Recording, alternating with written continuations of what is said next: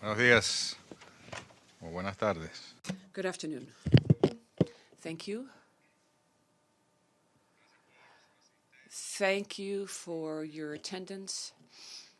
We come from an extraordinary meeting with the Coordinator Bureau of the Non-Aligned Movement countries. We were there from 10 o'clock in the morning till almost 12:30.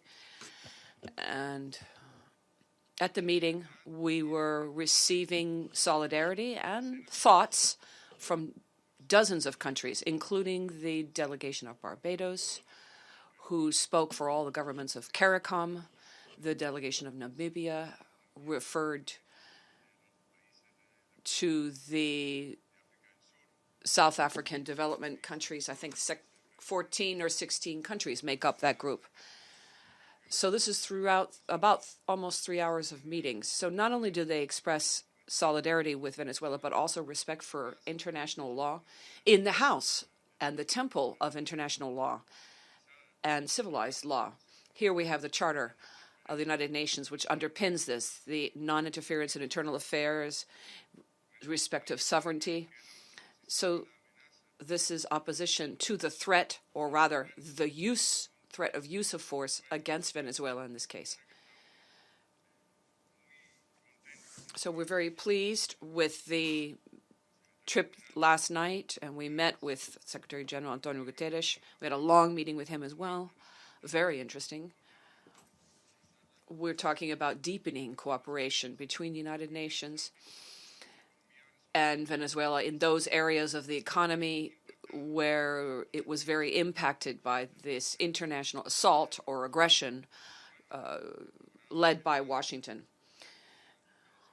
The goal here is to raise our cooperation to a new level with United Nations agencies. And this week it's starting right here with our mission with specific projects of technical assistance also in Caracas, working with the UN system. The UN system agencies that are present in Caracas. I'd like to start here by saying, as you know, President Maduro openly denounced the fact that this process of a coup d'etat in Venezuela, for the very first time in Latin America history, we see a coup being led by and openly led by the government of the United States. It's not like what we've seen in the past, where they were always there in the background, moving the pieces around the chessboard or financing things, but with a certain amount of dissimulation. They were doing it in a more covert manner. Their position was much less evident, that it wasn't obvious that they were at the helm of the operation. And then many years later, documents were produced with the CIA or security agencies of the United States, intelligence agencies. Then, when those documents are declassified, there was evidence that the United States was always behind the various interventions and invasions, of course, and the coups d'etats in our government, overthrowing the governments in our continent. And now here we see Mr. Pence, Mr. Trump, Bolton, Pompeo, members of Congress, extremists, etc., all involved. But now here we see that this can happen any day. But the chapter of overthrowing the government of today and its leaders from a movement led by the United States and its government. John Bolton tweeted about it. And others says, and in English, Report Maduro's theft of Venezuelan resources will not be forgotten. The United States will continue to use all of its powers to preserve the Venezuelan people's assets, and we encourage all nations to work together to do the same. Y está tuiteando. And then he's tweeting that there's news. Here we have our Minister of Oil, Manuel Querero, and an agreement that we secured with, India. We've been working with India since a lot of Venezuelan oil was coming from to the States, but since they assaulted us and they've stolen from us, they stole our company. This is a business. Some Citgo, some 30 million Venezuela. Many of you probably filled up your gas tanks with Venezuelan gas, violating the laws, in breach of business and corporate law in the United States, because it's a private American company. It's a holding, and it also belongs to Venezuela Petroleum Company.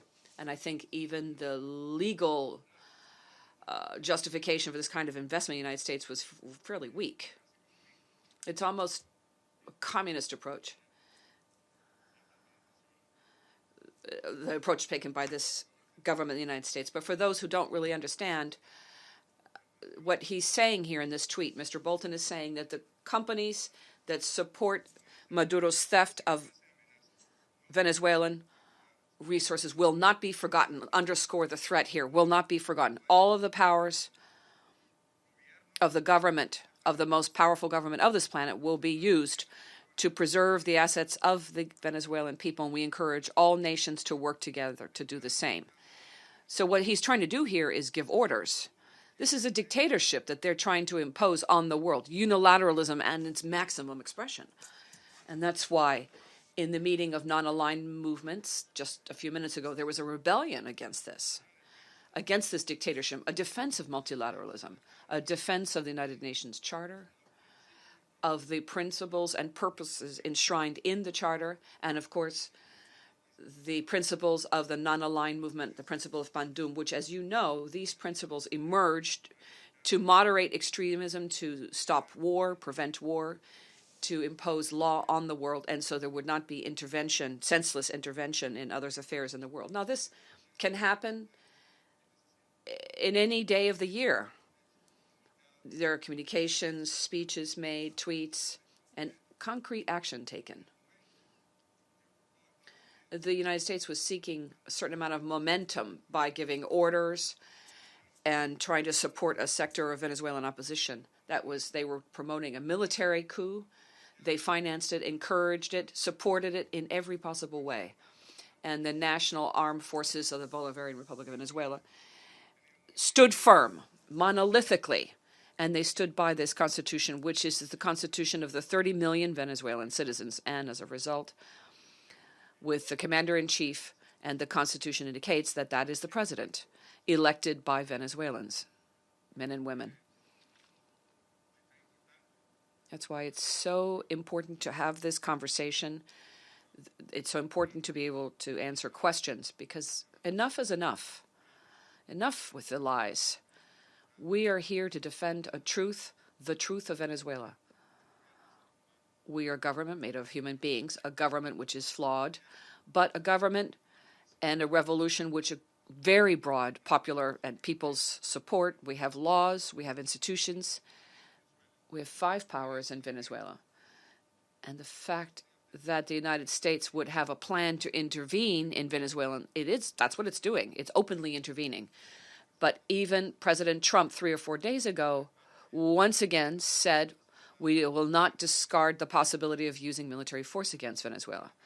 And then what happened with the United Nations Charter? Anything can happen here, and no reaction, right?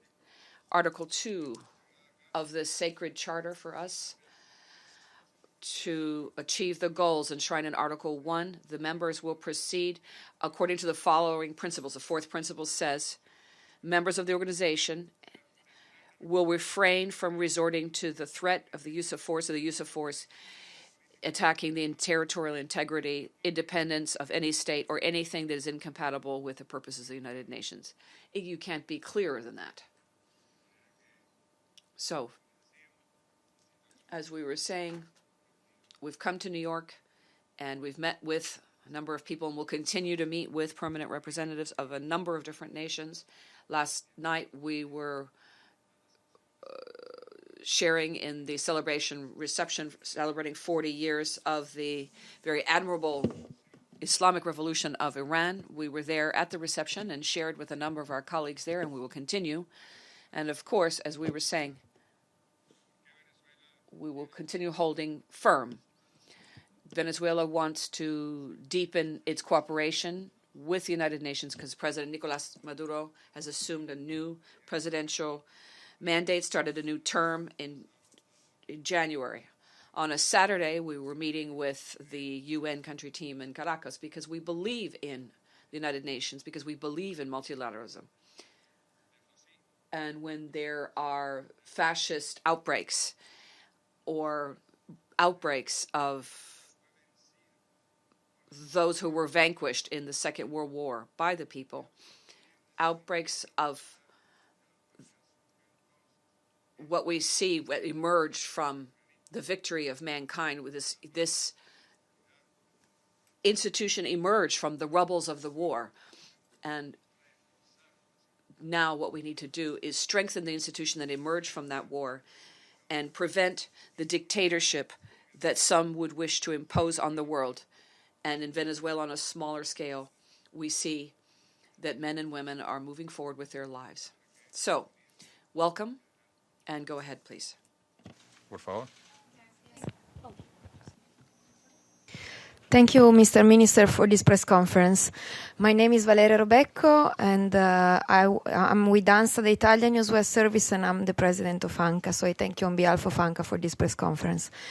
Today, the Italian Foreign Minister said that the last elections in Venezuela have been illegal and new credible elections are needed, but at the same time didn't take positions on the leader of opposition, Guaido. Can you please comment on that? And also, how, in your opinion, the Italian government can help the Venezuelan people in this moment in the country? Thank you. Muchas gracias. Thank you very much. Look, any government has to respect this charter. It's logical. And at the same time, has to respect the constitution, in this case, the constitution of Venezuela, and call for dialogue between parties. That's what any government has to do, any government that wishes to help Venezuela. The other thing is going to the US's side and being on the wrong side of history. We have said that it's a shame that the European Union and its institutions, and the High Representative Federica Mogherini, and many of the member states of the European Union, it's a shame that they took a wrong step by recognizing something that doesn't exist. And that is to say, a government that was self-proclaimed.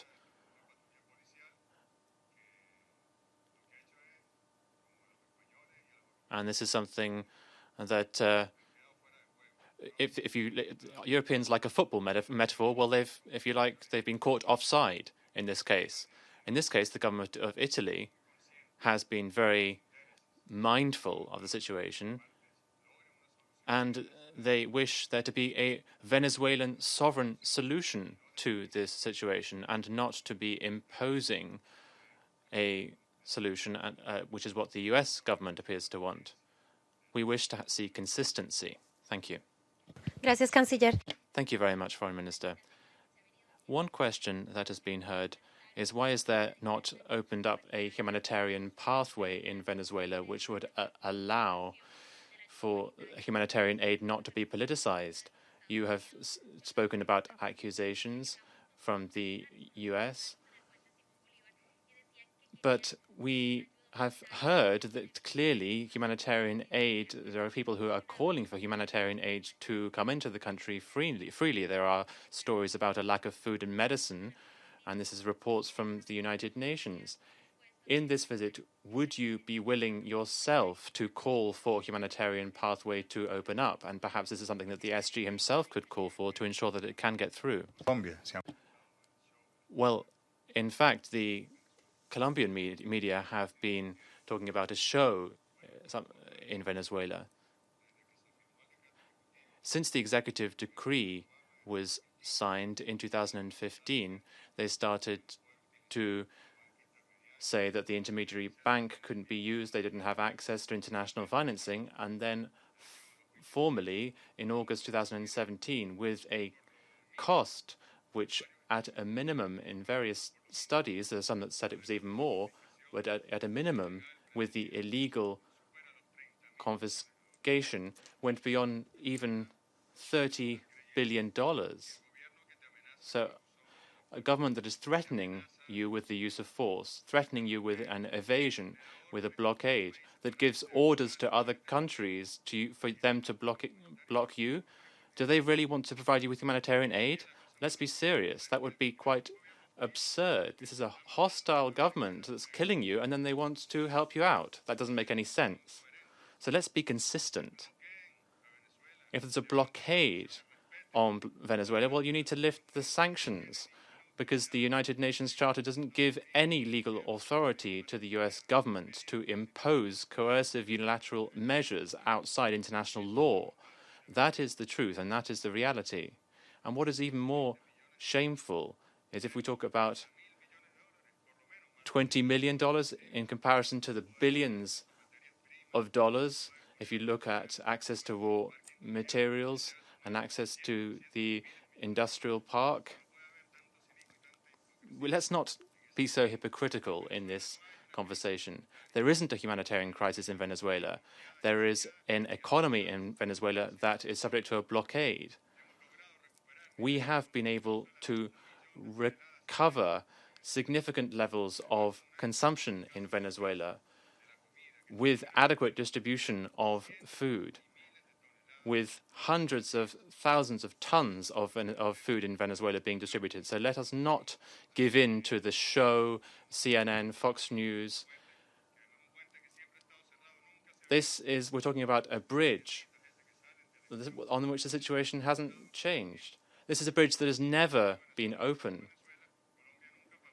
Colombia never paid for their share of the bridge, and now they say, well, Maduro has closed the bridge. That's not true. So there's a great deal of cynicism and hypocrisy in the media and in the world. But let's be decent, and let's be rigorous, and let's respect truth, and not lead to generating the conditions for a military intervention in Venezuela. Thank you. Thank you very much, Foreign Minister. I'll be asking my question in English. Settlement that you would see with Guaido or the opposition in which there would be new elections?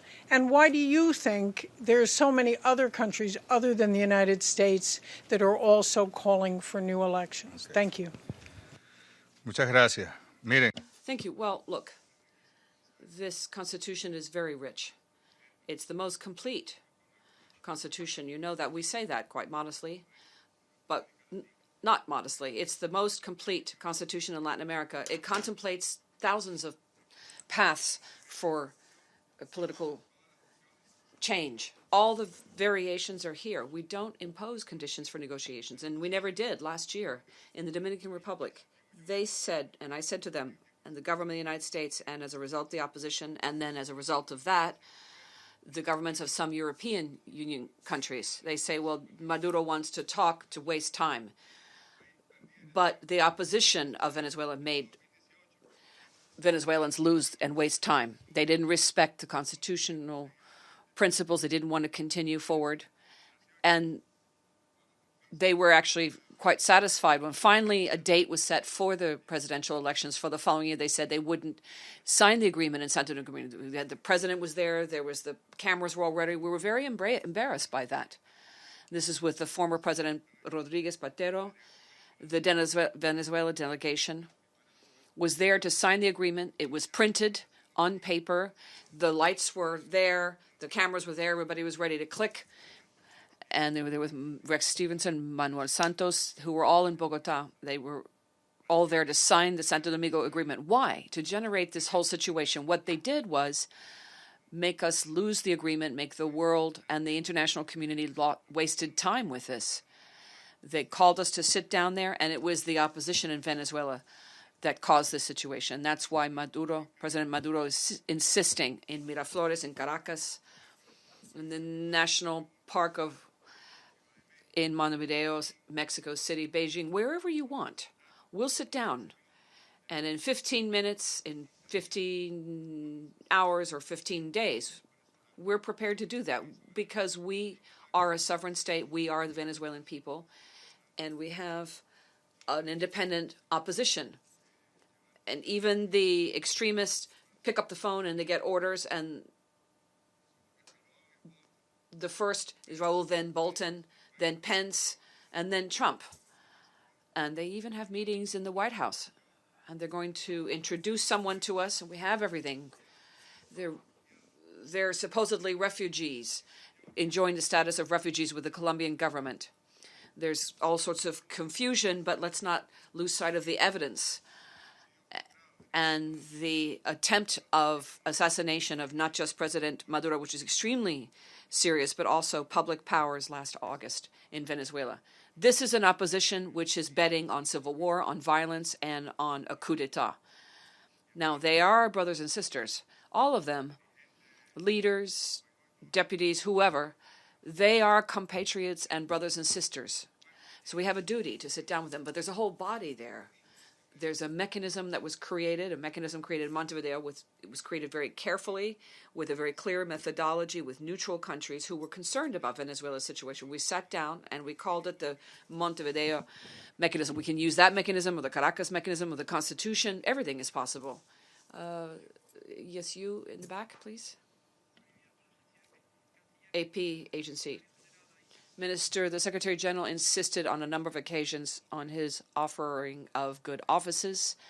And given that you're in favor of dialogue, have you looked at the possibility of sitting down with mediation with Guaido and the United Nations? Yes, says the minister in answering the question. One of the issues we looked at yesterday was the possibility of Venezuela transiting through dialogue between the parties and making policy, not coups d'etats or promoting invasions. The Secretary General said he was in favor of the mechanism of dialogue, be it the Montevideo mechanism or any other, to be used, and he's prepared to support the process in that regard. What's surprising to us is that Deputy Guaido and his people has paid so much attention to the government of the United States and Bolton, etc., saying there's no time for dialogue.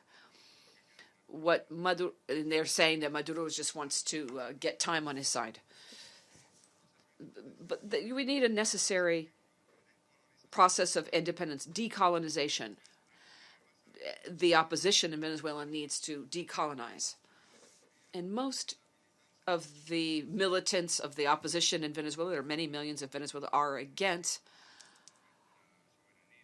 any position that would weaken our sovereignty they want dialogue internally amongst us. So indeed, we're waiting. We're waiting for the opposition of Venezuela to deign to sit down with us. Yes, you, please. State Global Research.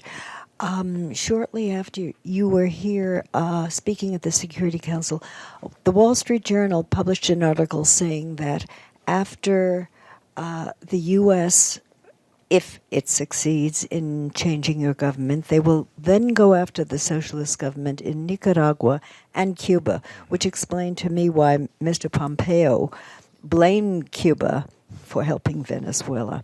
This would be, it would seem, or do you think that this is an ideological assault to roll back socialist tendencies in Latin America and elsewhere, of course? Thank you very much.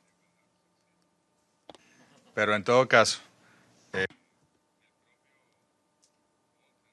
any case, Mr. Bolton has said that there is a troika of evil in Latin America, Venezuela, Cuba, and Nicaragua, imposing ideology on it and going back to the worst times of the Cold War, the times of Nixon, McCarthy, and not respecting this charter because all the ideas are in the charter. That is why we need to strengthen the United Nations.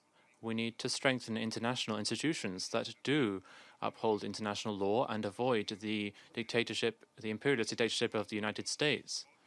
As Bolton has said, they want to get at the oil to make the most of Venezuela's oil, and this is something that President Trump has said. They want to get hold of the loot, and that's something that President Trump has said openly. It's pretty obvious because Venezuela has a great deal of resources, oil, minerals, and others. Given such an open, flagrant attempt, we think that there should be a reaction to avoid a war.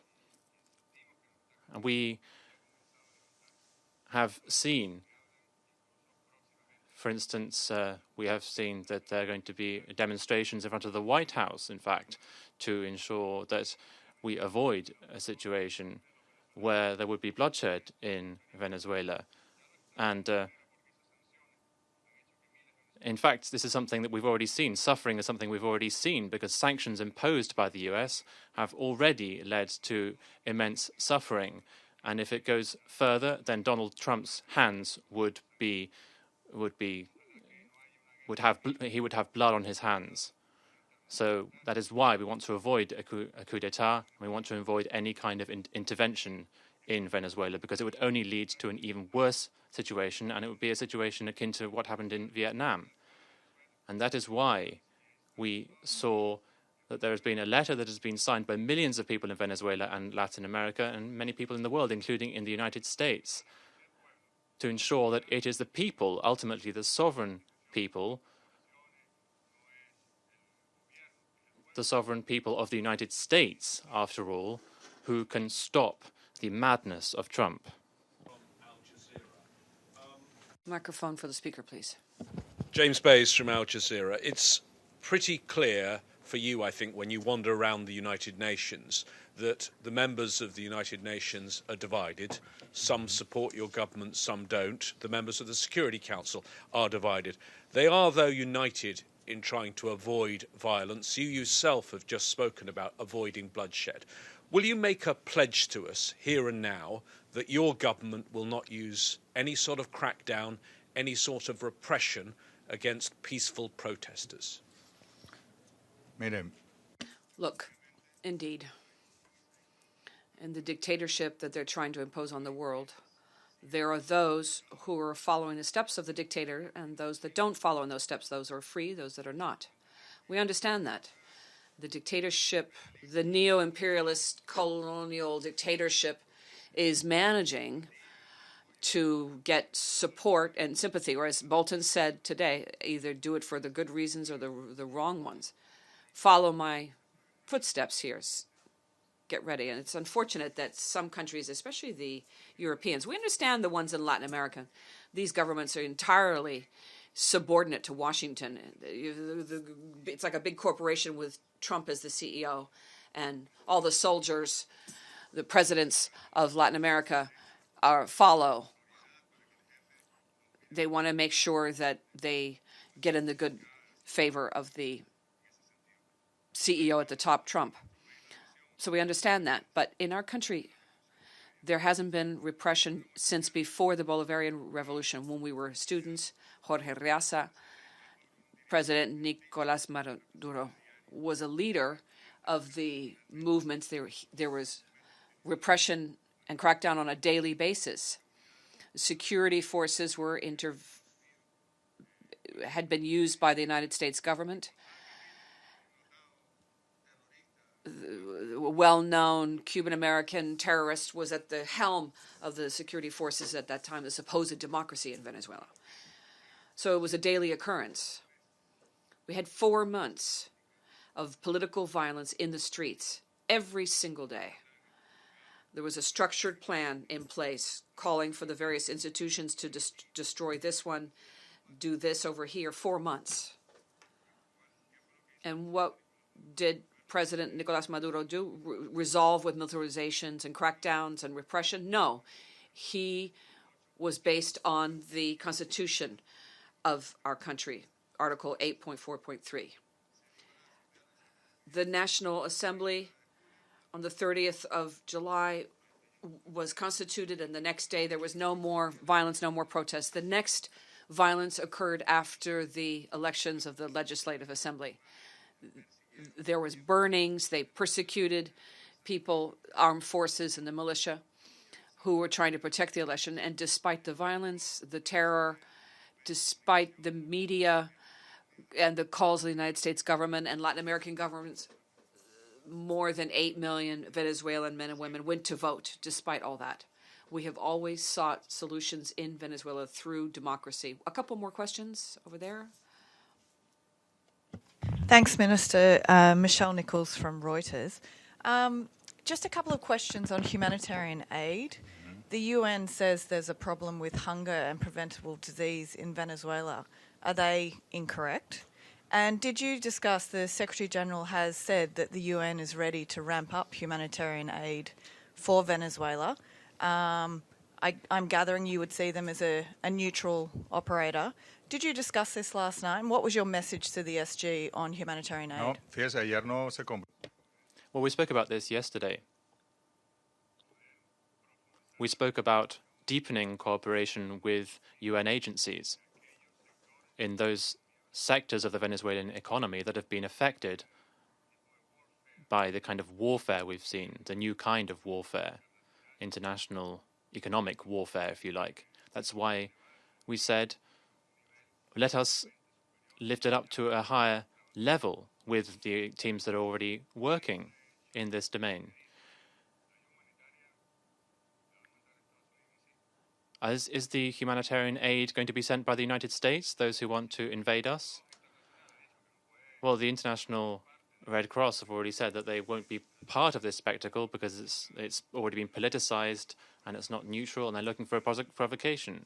Well, if the Red Cross says that, imagine how true what we're saying is.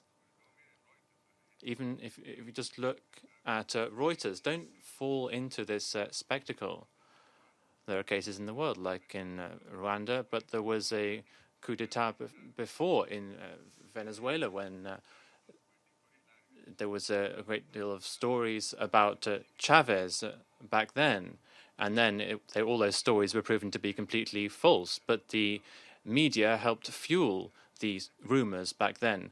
So let's not fall into this trap again, because then you would partly, in the media, be responsible for violence if it did erupt in Venezuela. So let's be as consistent as we can. One more question, please. Mr. Minister, I'm sorry, just a quick follow-up. With respect, are you willing to let the UN coordinate the delivery of humanitarian? We haven't spoken in more depth about that issue. En Twitter, el presidente y... You talked about the tweeting and the intentions of the United States to present a draft resolution to the Security Council that would justify intervention in Venezuela with all the ensuing consequences. What is Venezuela's position on this? Do you have any comments on that, please? Yes, thank you, says the minister. Indeed. You know that a few weeks ago, we were at the Security Council and we defended Venezuela's truth. The United States, hopefully it would just be limited to the United States in terms of diplomacy, and hopefully it would be a position of the Security Council. And we understand that Russia has negated that solution. Other countries have tried to present other solutions, and that would hopefully just be the U.S. position. It's Bolton, as I was saying. They're threatening. They're trying to bring the military in.